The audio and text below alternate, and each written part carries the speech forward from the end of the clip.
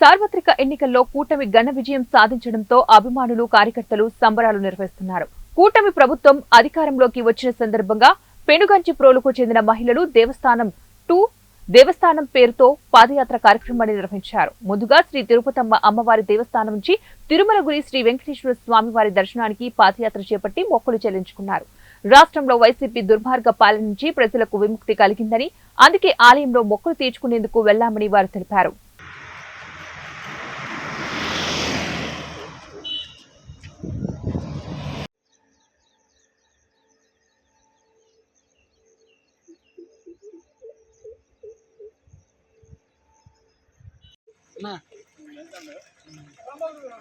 Govinda Govinda Govinda